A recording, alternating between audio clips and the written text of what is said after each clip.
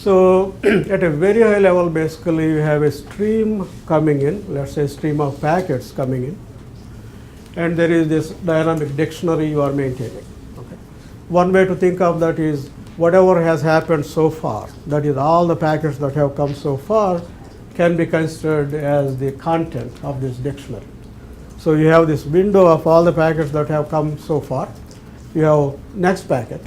You are looking at that next packet, and you go through this deduplication logic, look at the dictionary, and determine what parts are the whole packet or whatever is already there in the dictionary. You have seen this content before.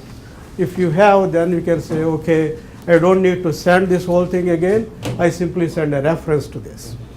Okay. And say, as part of this history over here, starting here to there, we have already seen this. And that's how the deduplication works. Okay. So, to give you a quick history of how this has evolved. Actually, I have a little more info here on the Rabin algorithm. If we can spend a little bit of time on this. You asked for the algorithm. Yeah, you wanted details. Some details here. Why don't we pull it all the way out again? Okay. That would be fun. That's fun. So this work came in 1981, and Rabin, basically he was looking at the string matching problem. Okay. So you have two strings, a string A, which is large, another string B, which is smaller than A, let us say. So how do you find if B is a substring of A? That is the question. Okay. A simple and straightforward approach is take B, see if it is there at the beginning of A. If not, move by 1 byte and check if it is there. If not, keep going basically. Okay. And if you are interested in finding all instances of B in A, then you go through this whole thing till a size of A minus B, and then you have found all the places where B occurs in A. Okay. So this is an order of size of A times size of B algorithm. Now if you want to reduce this complexity, okay, one way to do that is basically from his point of view to hash on B first. That gives you a small value. And now you do the same thing, but instead of comparing to a substring of A, you take hash of that substring and compare the hashes. But you still have to take a large number of hashes in A, right? Right. Yeah. Right. So you haven't gained anything really in terms of the complexity. You are doing a little differently. Instead of comparing the strings, you are comparing the hashes now. Okay? So the next step is how do we do this efficiently? If the hash calculation takes order B, that is you are computing hash over size of B, number of bytes, and if it takes that much, that is linear in that size, then you haven't achieved anything. Okay? So he has come up with this idea of what is now being called a rolling hash. So to compute a hash of one string, you take the hash you computed for the previous string and do some little bit of tweak and you get the hash for the next one. Okay? So let us say you have hash of A0, A1 all the way to AM minus 1. Okay? From this hash, and of course the first byte which you are removing, last byte you are adding in, you can compute the new hash. Yeah, but this has to be a pretty simple function. Yes, right? simple, very simple, 2-3 operations. Yeah, X And over, it is for done example. in constant time, basically, that is the critical point. Okay. You can do this in constant time. So which means now if you are doing just this and comparing the hashes, this algorithm got reduced to order A. B is gone. Okay. But the problem now is once you compare the hashes, you have to decide whether B is there in A or not based on the hash value. Okay. Which means there is a possibility of false positives. You may say, okay, hashes match, great. Are we sure that B is actually there or just hashes match because of hash collisions? Okay. So that is the issue. What he has done now is to design a rolling hash function that minimizes these false positives. Okay, it doesn't eliminate them; it minimizes them. Okay? And this is based on what are called random, irreducible polynomials. I don't want to go into details of that, but Okay. By the way, Rob You- was a professor Okay. at University of More details, Pittsburgh. please. yeah, if you have a bit string, basically, There you are can, no limits here, by all means. okay, Go ahead. you have a bit string. You can think of that as a polynomial. If you have n bits in that bit string, Mhm. it is a polynomial of order Binary n plus polynomial. 1. Yeah, binary Yeah. polynomial of Okay. degree n plus 1. Yeah. Okay, so wherever you have a 1, that is a constant Yeah. 1 coefficient. Where you have 0, you don't have that term. Okay, so basically you take that, you take a random irreducible polynomial of some order and divide that, you get a residue. Mhm. Okay, and that is your fingerprint, the hash. Mhm. Okay, that's how we compute the hash. Now what he has done is he has shown that if this choice is random choice, out of all the possible irreducible polynomials of a given degree, you choose one randomly. Uh-huh. Okay, if you do that, then you can guarantee that given any delta, this polynomial will guarantee that the probability of false positives is less than or equal to delta. So you pick a delta, you can find a degree and a polynomial, random polynomial with that degree, and it guarantees that the probability of false positives is no more than that So delta. from delta, which is your target, Right, you figure out what the degree of the polynomial should be, right, and then you pick a random polynomial of that degree. of that degree, Yes, and you claim that the probability of false positive is less than delta. right. And he has I- proved that. This is not my stuff, it is Okay. Rabin's. No, no. Interesting. My question is from a implementation point of view, just as a curiosity. Right. What sort of entropy do we have to ensure that this random polynomial is actually random?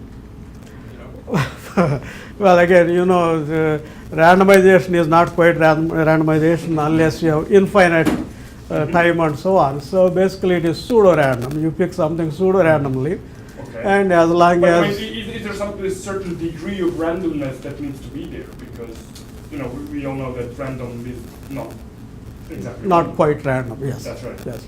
Yeah. So basically, in practice, what you do is you just flip a coin, which is like Fair enough. pick a random number, Mhm. and then out of all the list of the random polynomial, list of all the irreducible polynomials of that degree, pick that one. Okay, let's say you come up with a number 110. So the You entropy take- isn't really important or as important. It's not that critical. So that's how this works. Again, the point here is, if you look at this algorithm, okay, there are a number of elements of this algorithm that essentially persisted over time, and the deduplication algorithms, you know, that pretty much everybody else uses follow this pattern. Okay, so we'll get to that as we proceed. But so in a sense, this is the basis, this is the foundation of all the deduplication algorithms that have followed. And for our application, as we have discussed, being different between data centers, very large amount of data to deal with, and also the kinds of data is a little different from what you deal with on the branch office side, and the scale involved, we needed a different kind of algorithm. So the whole approach we have taken to come up with the deduplication algorithm is very different, as you will see when we talk about it. Okay? So this is about Rabin, and now let's go back. Sorry. So Manber, this came in '93. Basically, what he did was to take the next step from here. He was looking at file similarity problem. You have, say, two files, and you want to know if those two files are similar, but not identical. If they're identical, you can compute a fingerprint or something and check if they're the same. Then you can see if they're identical or not. But they are not identical. There are a lot of similarities. Maybe some stuff is added in the second file and so on. So what he did was essentially take Rabin's ideas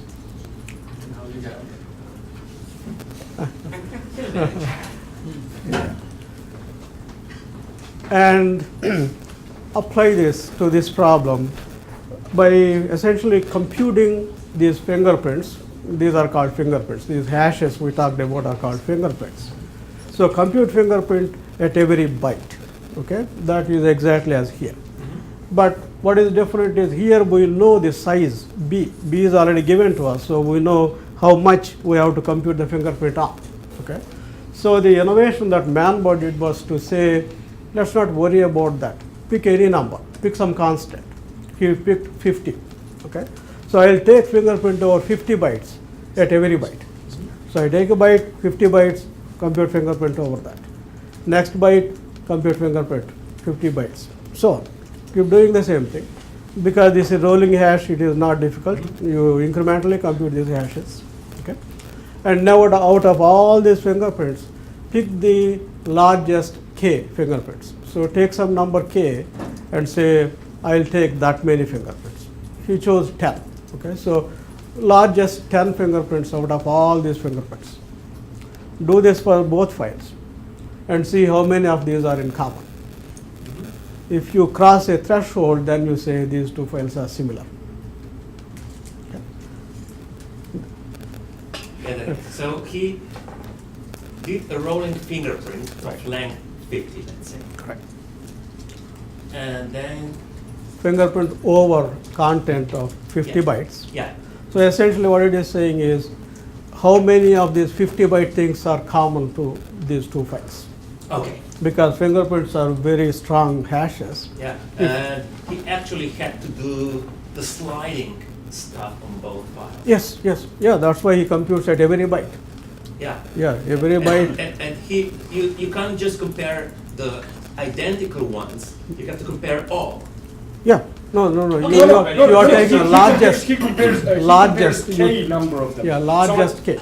Exactly. So he takes, let's say, 10 of them and compares them. And if it crosses the threshold of, let's say, 7, and say 7 out of 10 of these match, that means that these two files are similar. And I'm guessing there is a step 2 because he doesn't look if they're identical. He looks No, if it's they're not similar. about identical. Yeah, Right. they about similarity. Okay. Yeah. So what happens if they're similar? Well, then you do whatever you Okay. need to do based on the application you are trying to use it Then for. you say it's Okay. similar. Yeah, it is similar. that Because is you the can problem. do something about it. Right? Yes, yeah, that was the problem he was solving. But essentially, he took the Rabin's ideas and applied them for this new problem. And then in '97, Broder, this guy was working at Alta Vista, and he looked at the web page similarity problem. Now, if you are trying to search for web pages, you want to see which pages are similar to each other and somehow group them and so on. So basically, he took Manber's ideas and extended them to work on web page similarity. Okay. And then came in '99 a patent by this guy Ross Williams. Basically, he took these ideas and applied them to this deduplication problem. Okay. So you have this, let's say, long string. Out of that, you want to find if you get a second string that is similar to this, which parts are identical between these two. Okay, because that is deduplication basically. Let's say you get one file first and maybe a modified version of the same file later. You want to see which parts have changed, which parts have not. Okay, so essentially it's like file similarity problem, but to know exactly which parts have changed and which have not. Okay, so let's see. Let's go to the next one. Okay. Yeah. Okay, thanks. So essentially, how this works is this. First, you collect a fairly large amount of input. Okay. We will see why it has to be large in just a minute. And then you partition the data into what are called chunks. Okay. And for these chunks, what you do is exactly like Rabin, go through the whole stream, compute fingerprints at every byte. So you take a byte, compute fingerprint, go to the next one, fingerprint, and so on. And now you place a condition on the fingerprint value. Okay? For example, you say, I want the last 12 bits of this fingerprint to be 0. Okay. Okay? So only pick those places where the fingerprints have that property. And these are called breakpoints. Well, So- this would be like 4K, right? Yes, the average would be 4K. Yeah. Okay, that's the idea. If you want average to be 1K, then you look at Yeah, 10 sure. bits and Yeah. say this 10-bit thing has to have some property. But this is statistically 4K, it will be larger or smaller. Exactly, exactly. Turns out it's very large or very small. Yes, in Yeah, fact, the right time. yeah. So basically that is the idea. Now you break up your data, your stream, based on these breakpoints. And whatever is there between two consecutive breakpoints, that is a check. That is what is called a check. You have a breakpoint here, Okay, another now I breakpoint here. get Whatever is between those two is a check. Okay? As you can see, essentially what it is saying is, if whatever is between these two things has not changed later when the same stuff comes along, you will find the same breakpoints, and you will identify if the what is in the middle is the So same as before. Actually, you're using the fingerprints and the rolling caches just to figure out where approximately it might make sense to break up the payloads so that you can compare Yeah. reasonably sized chunks that might make sense to compare. Yes. But this is still the traditional approach. This Yeah, is this, not- this is all how about we do traditional this now, approach. every This is other not time. what we do. So now we No. know how OS works. Thank you. Okay. So once you They got believe this, We believe that. We don't know. yeah, based Yeah. on their patterns. It So might work along this line. Yeah. yes. So once you have found the chunks, you want to make a lookup in the dictionary and see if this chunk is there. Okay. So, but these chunks, as you said, tend to be fairly large, 4 kilobytes. In fact, the distribution of the chunk sizes is almost uniform. So, if you start from 1 to 4K, you will find chunks of all kinds of sizes. Okay. You can't control it. As you said, it is based on randomness, and the content is totally out of your control. So, it is where it is. Okay, you find a breakpoint. Just out of curiosity, Yeah. when you do crypto hashing, is that function good enough to produce almost no false positives? Or do you still have to compare the actual content afterwards? Yeah. If you are familiar with the first generation VANOP products like Peribit and so on, they initially stopped with comparing hashes. Okay? Because once you do like MD5 SHA-1 kind of crypto hashes, likelihood is they are okay. The actual content is safe. Okay, so yeah, then people said, well, maybe there is some issue here, Okay. particularly after MD5 and SHA-1 have been broken. Yeah, and if I get a false positive, then TCP checksum will save me, huh? No. Of course The not. application will break, that's what Yeah. happened. Yeah, application will break.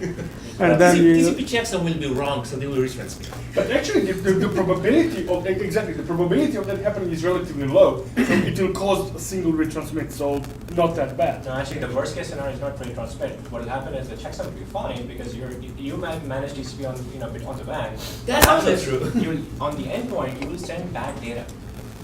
Which is great if you do storage share. Yeah. So all your SCSI block is bad now. Now everything is bad.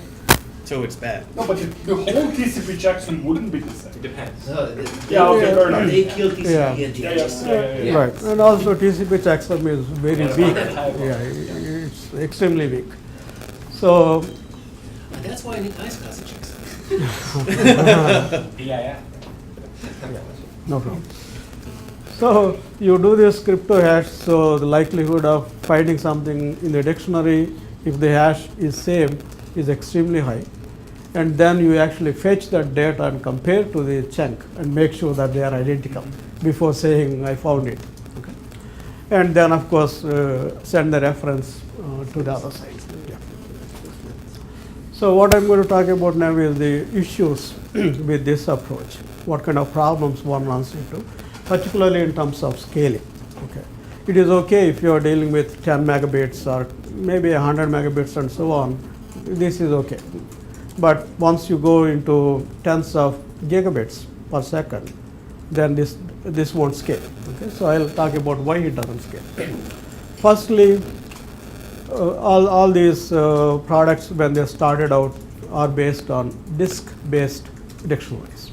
Okay. As you all know, once you have a disk involved in the data path, you are limited by that bandwidth for your throughput. So that's the first bottleneck one should get out of the way. Once disk goes out of the path, Then interestingly, second bottleneck is the CPU. Okay? That's because as you can see, all the operations involved in this process are very heavy duty, compute heavy operations. Fingerprints, even though it's incremental, still you are computing so many of them. For example, if you are looking at 10 gig, you are computing 1.25 billion fingerprints per second. Okay.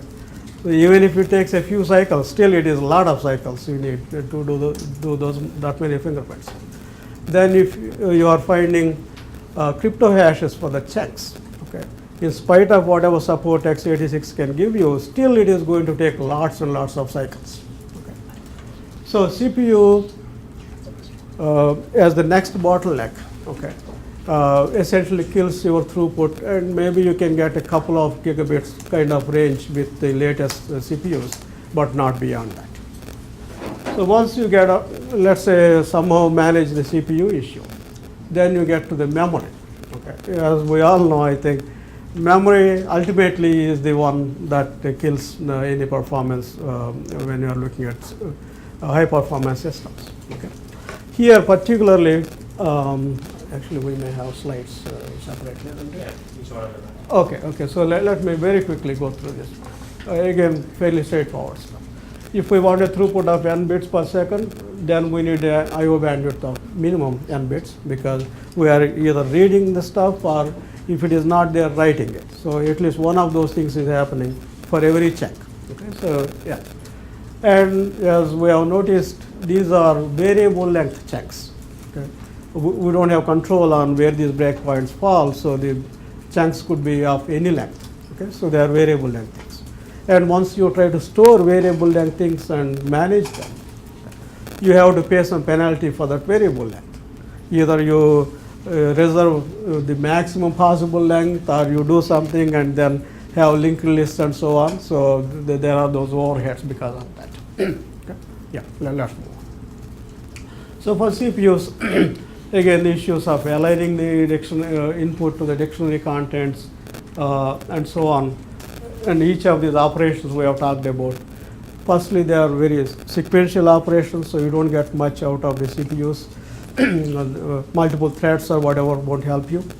And of course, the number of cycles, sheer number of cycles you need for these operations is huge. And caches become largely ineffective, because essentially you are doing things, you do, let's say, fingerprinting, and then you move on to crypto hash. Okay? So in this process, you have destroyed our cache. Then you move on to comparing the data. Again, that comes out and destroys whatever else was there. Okay.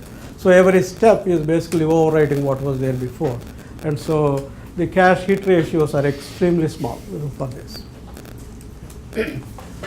Okay, here I didn't realize we had this slide also. Very quickly, some estimate of what kind of numbers we are talking about. Actually, there is an initial step I didn't talk about, but in practice one needs to do this because a lot of files particularly have zeros or FFs in them, many of them. Okay, so if you don't suppress them, either you won't have a breakpoint for a long period of time. That is, you start somewhere with a breakpoint, then you get lots of zeros, you don't get any breakpoint, and then you get to other content, and only then you can get a breakpoint. Or if you tune your breakpoints to the zeros, then you get a breakpoint at every zero and you are stuck. Okay? So either way, it is a difficult problem to deal with. So what they do is essentially suppress them up front.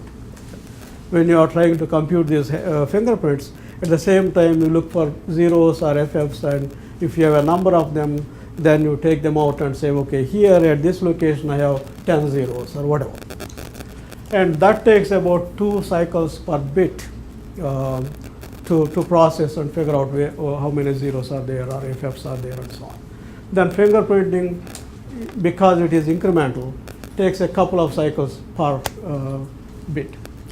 And per chunk crypto hash at mean chunk size of 4 kilobytes, that also comes to about 2 cycles per bit. And then finally, because you are sending deduplicated packets over the WAN, okay, and they get to the other side and they get recreated, you want to make sure that whatever originally came in is what is recovered on the other side. Okay. For this, they essentially send a checksum, typically another crypto hash for the original packet. So you take the original content, crypto hash it, send it to the other side. That guy, after he recreates it, again does the same thing, make sure that they are the same. That is, let's say, another 2. So total we are looking at about 90 megahertz, 90 gigahertz if we need 10 gigabit per second throughput. Okay. So when we started this company, there was nothing that could give us anywhere near 90 gigahertz of CPU cycles, and even today we don't have. So in terms of memory, so this sequential processing of input data that we talked about, that is first finding the fingerprints, then finding the crypto hashes, then doing hash lookups, then doing comparison of data between the dictionary and what is coming in. Okay. This leads to very low memory bandwidth utilization, because essentially what is happening is you go through all these steps and then find, okay, here I have a chunk, and hash that chunk, come up with this crypto hash. Okay. And you go to a hash table, make a lookup in the hash table. Okay. So that is your first I/O. While this is happening, the memory is basically sitting there waiting for a request to come for the hash. And once you have done that, then you are saying, okay, hashes have matched.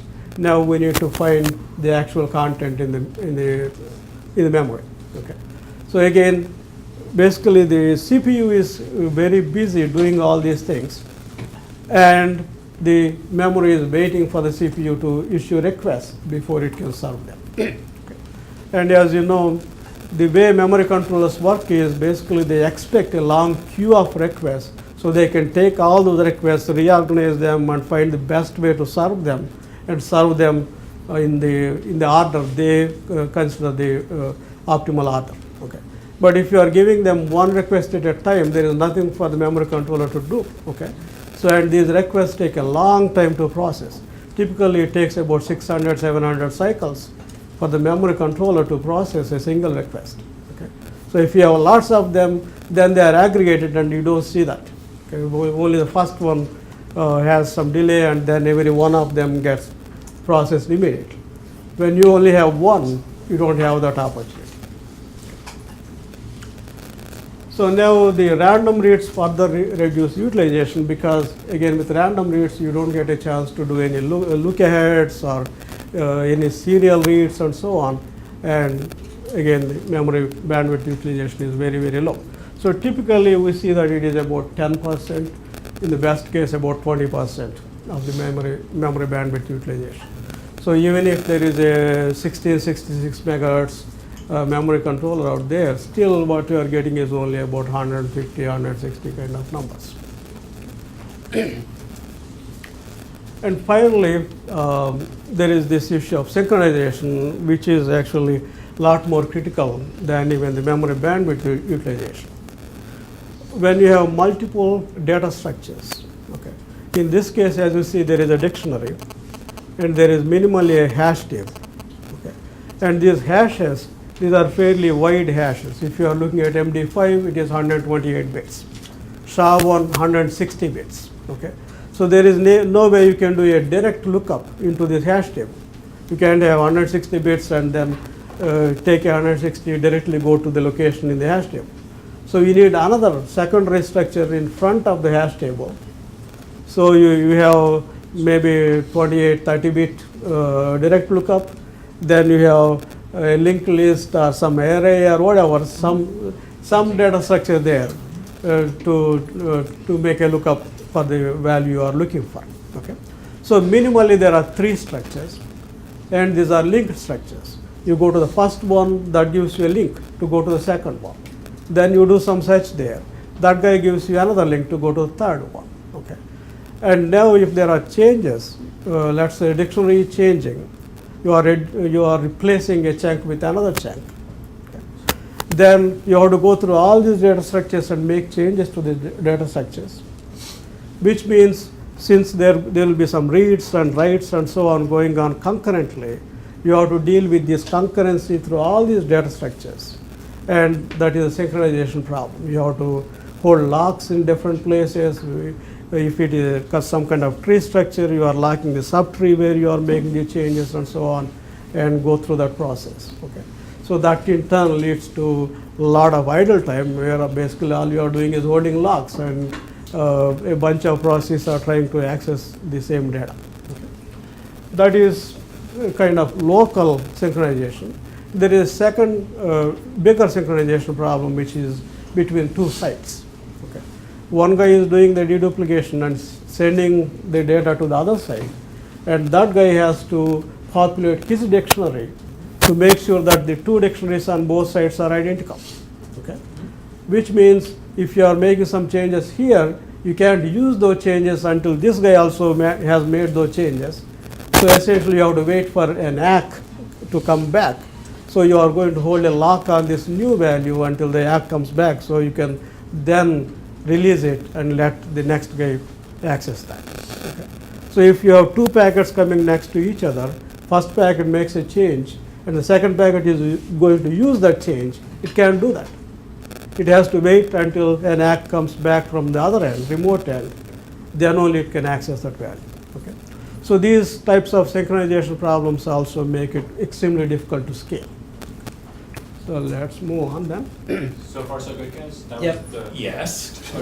Any questions here? Are you guys good with the level of detail, or do you want Yeah, to? we should speed up Actually, a little. it's a bit on the shallow side.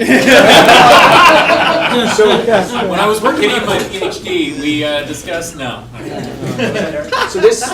So this problem sounds to me like it can be reduced to a series of matrix operations that you could feed, well, right there, massive parallel. Yeah, so that's what we do. So, I'm kidding, but yeah, but, you know, so. that's what Not I'm doing. matrix operations, but yeah, we do a lot of parallelism. Again, so that is the key to our solution. Okay. Lots of parallels. All of this work that you've talked about presumes TCP intercept, right? Because you need large blocks of data to work on. Yes. And even without cleverness on the WAN, that's going to make TCP performance look very good to the end stations, right? They're going to see ACKs come back right away because you have to force them Well, if you to have a feed you the data. yes, if you have a transparent, if you're doing this, Yep. then you have to you have to have transparent TCP I processing. mean, even if you didn't do any of that dedupe and matching and whatever, and we're just doing TCP optimization, the two endpoints would see very good TCP performance. They would fill the pipe and so forth. If it's an FTP, so Yeah. it depends on the application. If the application is all about getting the last byte there, such as an FTP, Yeah. then it'll be fine. You'll see effectively, unlimited throughput. But if the application has some acknowledgement, which is most applications, That's where I'm then going. basically it'll be, let's call it transaction by transaction. So Yeah. like in a replication environment, it'll be hundreds of blocks. So you go 100 blocks, and then you have to wait for a while. But the idea is that with WAN optimization, instead of sending 64K or a few number of packets over a long distance WAN, we can fix that problem and move many of them in one shot. So that's pretty much exactly where I was going, was TCP is going to look very good, but after you have the data, you sit on it for a while, or the traditional Some amount of solutions time, do. yeah. One round trip typically. And, compute and look for hashes, match and compress and whatever it is you're doing. So does that make the layers above TCP, does that make the application layer possibly observably slower? That's the thing that I have. Excellent point, and that's, sorry, go ahead. It increases the delay Yes. inherently. Yeah, Right? so that Yes. is fundamentally our point. So what happens is, particularly, so first there's an issue of how this deduplication algorithm works. Second is where you run it. So if you're running it on an x86 with Linux on top, right, it's entirely non-deterministic. A packet comes in, a packet goes out. I don't really know how long it's going to take. It depends. It could be 20 milliseconds. I don't know, because it's software firstly, and then everything. This is entirely non-deterministic. I don't know where the chunk is going to be. I don't know where the breakpoints are going to be. So we had. And so, it depends on the size of the dictionary. yeah, I mean, well, sure, right? It depends on hash table size and stuff like that, because access will take time as well. Yeah. So fundamentally, if you're running at 10 gig, right? See, the challenge is if you want to have a system where a packet goes in, packet comes out, it's reasonably deterministic in the microseconds. So we want to have, sorry Ashish, I keep going to your slides, but tens of microseconds of latency versus tens of milliseconds of latency. If we had tens of milliseconds, FTP will be fine, because it doesn't matter. If you give FTP a 1 second queue, it doesn't really matter because it's one big file. But if you're doing replication or any a real application, it's going to slow down, and that's what we see in It makes customer sense that the branch office products improve the situation though, because Yes. even though they're making application transactions worse, But than- you're a than they user, might right? otherwise. So you don't feel 10 more milliseconds. You're a user. Right. right? But they make TCP work right. Yeah, And that's, yeah. I mean, TCP tuning situation is abysmal, and that's the real problem. Yeah. So everybody in this business has some TCP optimization. Have to, or You, wouldn't you, have you it. you don't have a choice. The interesting thing is, in a branch environment, particularly on the head end, if I have 100 branches, the number of connections I have are very large. So the solutions I need on the TCP side are not, they're not as challenging. Because in the internet, right, if you have millions of connections, there's no TCP optimization issue, right? If you have infinite number of connections, you'll fill any link. So if you have enough connections, it'll be fine. The challenge is we have one customer with 50 connections on a 10 gig link. Well, You need to push a lot of bandwidth. Actually, typically the demos we do, we try to say, okay, 10 gig, 10 connections, that's it. Single connection, 1 gig, nobody can do that, right? Because that's where we are able to expose the TCP optimization challenges that others have, and well, we believe that we don't have, because proof is in the pudding, it works. it had never occurred to me before that the typical WAN optimization solutions make application latency worse, but it just doesn't matter. But it's not visible to the that's- user because it that's- depends on the that's, application. That's not quite true, because what they actually do is they monitor the application latency that they insert, and if the process of acceleration makes it go backwards, they sort of stop compressing. Well, But mind you, Uh, this is just one of the things. Because yeah, you dedup, with you actually reduce the latency because you're transmitting smaller packets. Oh, that could be. But that's a So it mathematical evens out, reduction. sort of. That's Yeah. interesting. It's Well, a- But it's and you also take only, something- but it's also only one of the things that is being done. I mean, you haven't touched on any of the compression and on acknowledgement of optimizations where you don't transmit acts, where you generate them locally, right? That's the thing that you can So also- everybody does that. So Right, to right. Greg's point, That's look, baked in, or they wouldn't have the data to work on it. so one example that Don't every make it van-off just a company. TCP, Hang on, secret hang on, security. hang on. Hey guys, hey guys. Yeah, sorry, I don't mean to interrupt, but one example that everybody uses in the web optimization world is they say, look, here's a branch with 100 users. I'm going to send them all one email to a distribution list, and it's going to have one big attachment. So the first guy to check his email, he's going to pay the price. Everybody else gets it for free. So what is your improvement? 100x. It's entirely untrue, but that's the use case. Now in that case, it actually makes sense, right? Because everybody else, the other 99 people, they got the file for free. Now the challenge with things like replication is that you don't see the same. Firstly, it's not a file, so I don't know what it is. You don't see the same blocks over. I mean, you see for a short amount of time, for a minute or two, you'll see the same blocks being processed. That's how applications work. They'll work here, and then they'll work here, and then they'll work here. So what do you cache? I don't know, right? So these are the challenges that when you take a traditional solution, which is perfect for files, perfect.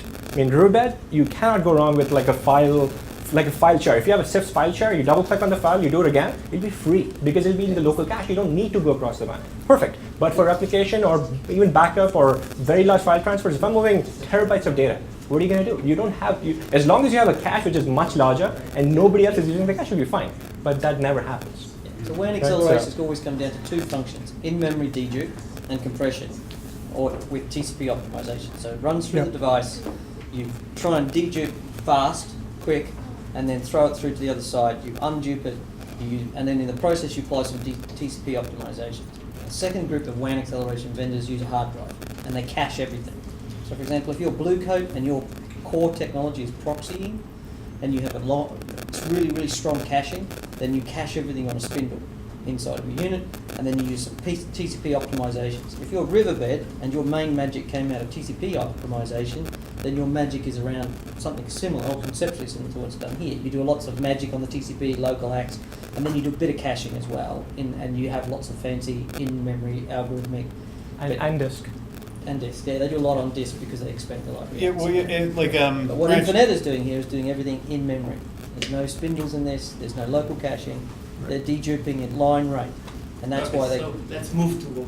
Yeah, let's keep going. And we try to be quick on this, So- hopefully, Yeah, so let's people keep will going. work. Salient features of what we are doing. Basically, we are focused on minimizing sequentiality in the algorithms and synchronization issues. Okay. So which means I have to come up with a totally new kind of algorithm. And this is basically massively parallelizable. Okay. Obviously, that improves I/O bandwidth because we are able to send lots of requests to the memory controller at one time. I'll show you how that happens. then computationally it's much simpler than what they do. And of course, our dictionary records are fixed length. Okay, unlike them, they are dealing with variable length. Ours are fixed length. Okay, and that makes life much easier, as you can understand. So again, very simple. Just don't tell me that they are 48 bytes. With 5 bytes overhead. You're wrong. Yeah. No. No 5 by part word eight is bytes. actually pretty close to the mark. It is actually. Okay. This is just an example, so that number can be anything. Basically, the way we look at the data is we have an input string and we deal with packets. Okay, we don't accumulate anything. That's one way we avoid latency. Okay. A packet comes in, we process it, it moves out. There is no dependency between packets. Okay. So take the packet and let me give you a little bit of background. What is going on in here is, think of the packet as chopped up into small pieces. Okay? And think of the same thing happening in the dictionary. In the dictionary, we have fairly large amount of data, but think of it as composed of small pieces. Okay? So we are going to look for one of the small pieces in the input, in the packet, matching with a small piece in the dictionary. Okay. And once we do that, once we find that kind of anchor, then we do a bunch of things to make sure that we are in the right place in the dictionary related to the packet. Okay. So now what happens is this. First we choose a random location in the packet. Just use a pseudo-random function to pick a random number. Okay. So let's say here, for example, this packet I think is 1400 bytes. 507. So we pick the number, let's say 507. That is our random number. Okay. Now what we do is start at that number and see if the next 32 bytes, let's say that is our smallest unit. Is this 32 bytes in the dictionary? Okay. If not, go to the next byte.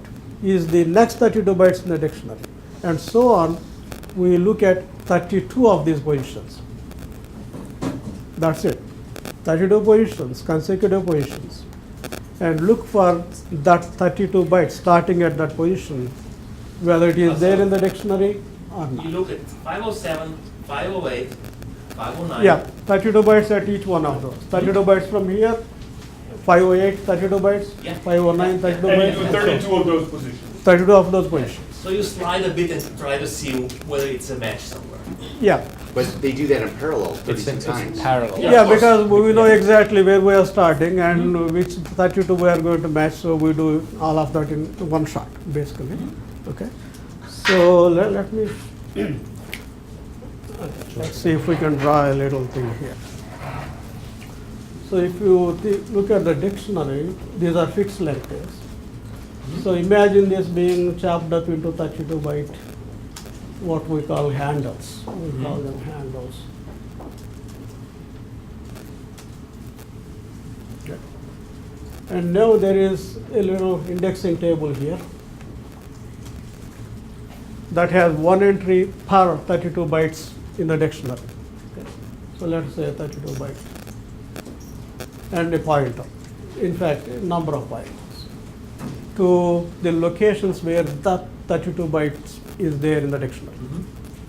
So this guy says, okay, it is here and maybe somewhere here, like that. Okay. So when we are doing, So just a question, you can have the same 32 bytes in multiple locations in the dictionary. yeah, Okay. Because it could be part of a different larger Or this is string. larger- You don't know because Fair enough. that could be Yeah. a false positive, if you will. Fair enough. So this is like an index tree in a well, yeah, actually it's not a tree, it's a simple Yeah. table and basically, in fact, we hash on that value 32 bytes and So that gives it's the a hash pointers. table with a linked list. Right. Yeah. And now, so once you have a match, basically what it is saying is, this 32 bytes I am looking at is there in the dictionary somewhere, and it is in this position. Okay. If there are multiples, then do we have a way to break the tie between them? Okay, imagine for a moment that there is only one place where we find this 32 bytes. So now we know this packet is of 1400 bytes. Okay, and we know exactly where in this packet this 32 bytes is. Okay, so and also in this inside the dictionary where this 32 byte thing is. Okay. So now what we do is we determine exactly where the 1400 bytes that can be matched to this packet are in the dictionary based on this relationship. Okay. So this 32 is over there at 300 whatever 535. Okay. So that tells us where in the dictionary our corresponding bytes are. Okay. So we fetch exactly 1400 bytes from the dictionary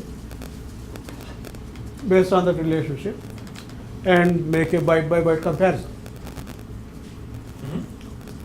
And one obvious advantage of this is if some bytes do not match, that is fine. We'll find all those bytes that match, and when there is no match, we simply say, okay, this did match, so we'll send it over. Can you fragment the packet? Yes, it's a match vector. Yeah. Oh, so it's like Yeah, match, no match, match, no match, match, no match. And keep send it. Okay. yeah. So yeah. So that's why if we you look get at the better other dedupe guys, than you see others. that the So, chunk match vector would be like 1 to 8 Yes. compression fixed, sort of. Something. Yeah, if it is 8, we look at multiple Yeah. bytes. Yeah, okay. So the compression is more than that. Okay.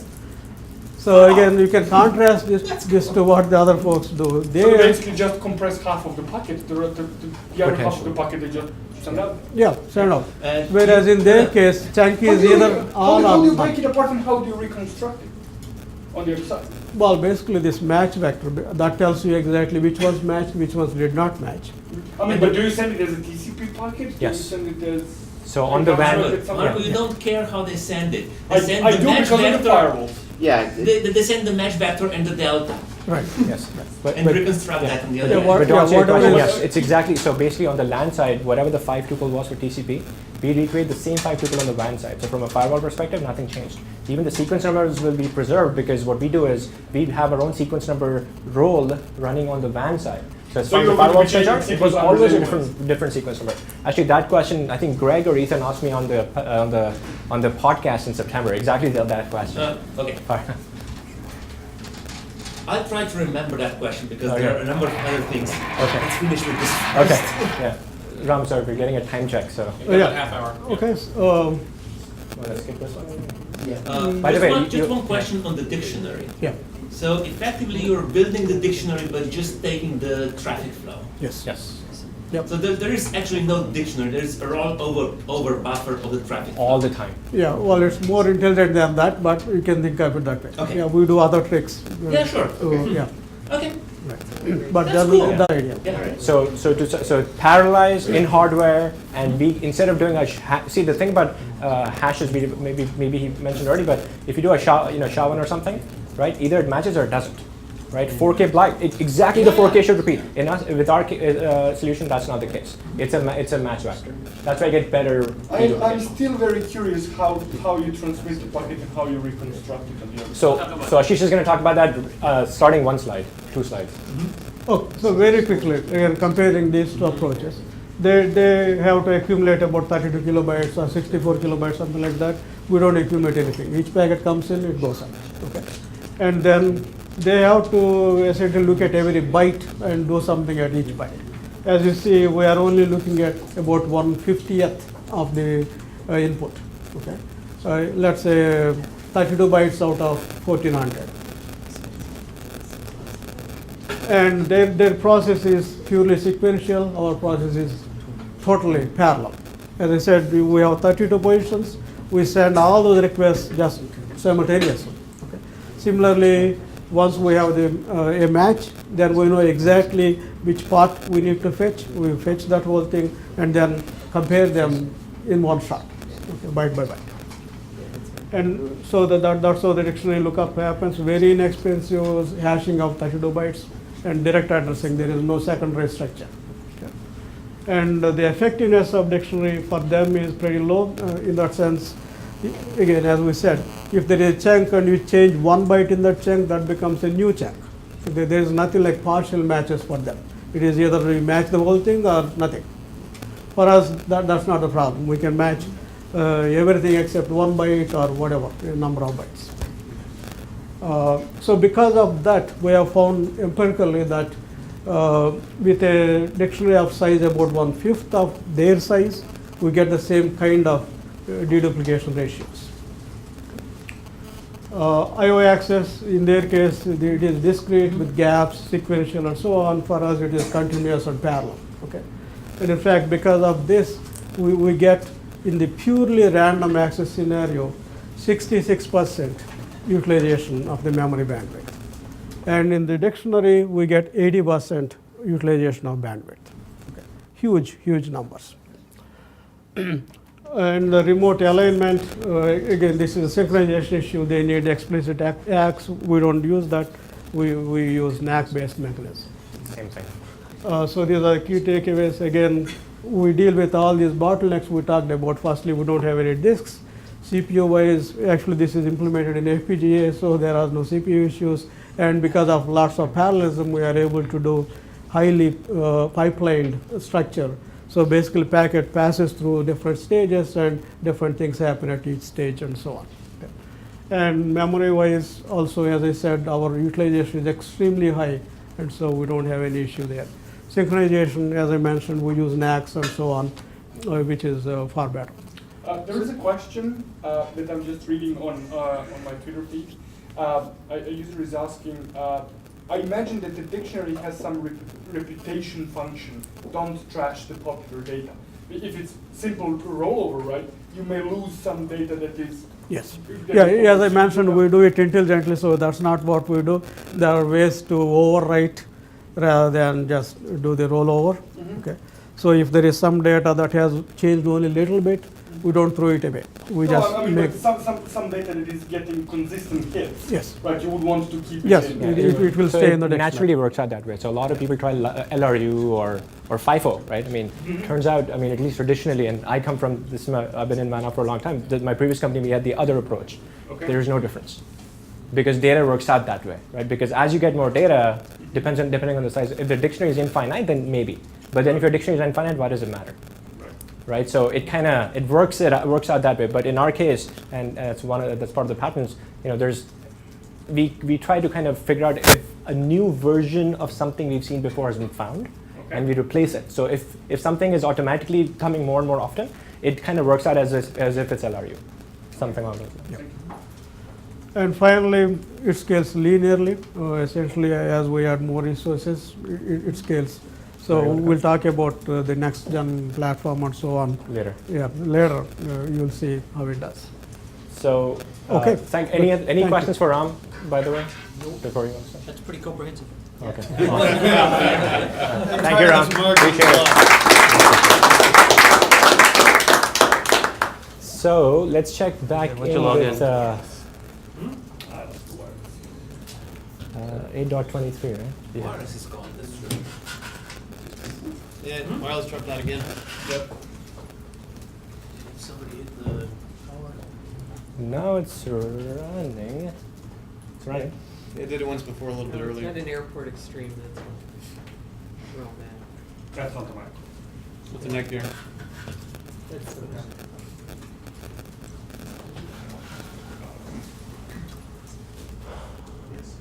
Is it last hour? Yeah, last hour. Okay. Okay, so I think when we started at around 4:37, and we're starting. Do auto refresh off. Auto refresh. Off. Yeah. All right. Sorry. So if you recall, we started at 4:37, and what we did was 12 disk volumes, each 125 gig. So that's about 1.5 terabytes. 1.5 terabytes in. What's the time now? 17:05 is when it stopped. 5:05. So 22 plus 20, 27 minutes. Let's write that down. Before it. It'll do, right? What was the pipe? 10 gig. 50 millisecond. So we were pushing, I think it was like close to 7 gig. Well, it hit at some point about 8.5 or so. And this is a function of the disk spindles, how fast they push data and all that. So I think peak is. And 60% data reduction in. Yeah, on 68%. Yeah. Yeah. Yeah. So here the Um, peak is right. something like that. Yeah, 79.8 is the max. It looks like. Right.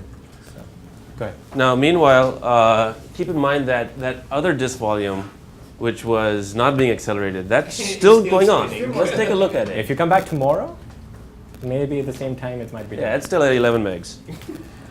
So, And the bits per second on that one. Yeah, it's going to be about 11 meg. 10.5 to 11 meg is what it's going to do.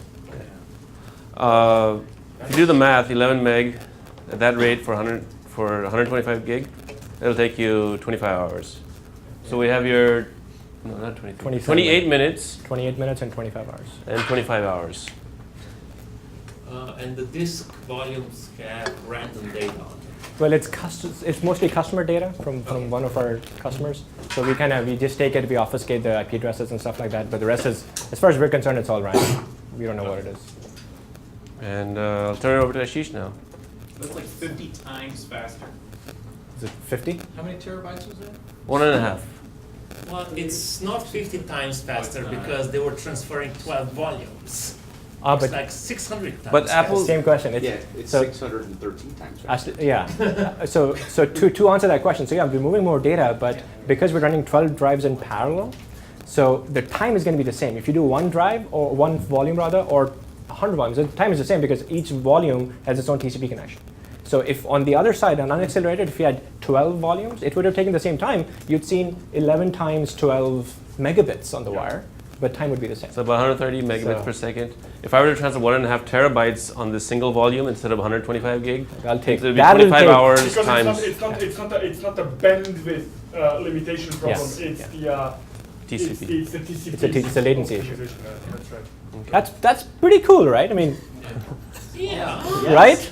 Yeah. No? Is the Yeah. one Too late in the day? So No, stop fishing for it. It is. Yeah. well, this is my baby. Is the optimal Well- just delay? It's a good one. The baby is doing great, thank you. Thank you. so Mark, would that be the apple of Sorry, one what was up? that? Would that be the apple of WAN up? Only delay. So right now it's See, no packet loss, I have believe. trouble No packet with, loss. Yeah, this is just the the whole WAN optimization thing. I fundamentally don't get it. So Come to the right place, my friend. yes, yeah, I'm slowly being converted. Well, but you yeah, don't, get, you it's don't get awesome. how it works, or you don't get the value of it. I don't get the value of it, to be honest. Oh. Nah. Internet, he said. Till about an hour and a half ago. Yeah, come talk to some storage guys. And you get the value No, of it. look, because I've been exposed to a lot of marketing mumbo jumbo up to so far. You ask a couple of serious questions. Okay, how does it work? Oh, we just optimize it. Oh yeah, okay, fine. Yeah, it's patent. It's patent pending. We can't tell you. That's a good answer. You can't tell. It's Sorry. not that, no, Yeah. we can't tell you because we really have no idea. Or we have no idea what you're Trust talking us, it works. I don't buy it. Well, the other interesting thing about this so far, I've been exposed to other major vendors that I talked to you guys about the other night, and you watch it and it learns, and there's a fairly long learning time in the process. You guys showed us that you cleared these boxes and you put random data at it. There was not a big learning cycle on it to get it and go. And I'm very impressed by the fact that there's not a 2-3 day learning of large volumes of data to start figuring it out. Thank- Yeah, one vendor I know says wait a week for the dictionary to get built. Yeah. Either that or pre-cache them locally next to each other, let them scream over a Yeah. gigabit connection for a day, and then ship them off to disparate locations. Yeah. And which is how most people do it, which is how Yeah, most people do it right absolutely. Actually, it's funny. A lot of customers ask us that question. So, well, how long is it going to take for it to learn? It's just going to go. I mean, particularly for this kind of traffic, it just goes immediately, right? Another question we get all the time is, well, I'm doing a migration, so it's all new data. You're never going to see the same data again, right? Which makes sense. It's a migration. But you know what? It turns out at that level of, if you look at that window of data, we're not looking at megabytes or whatever.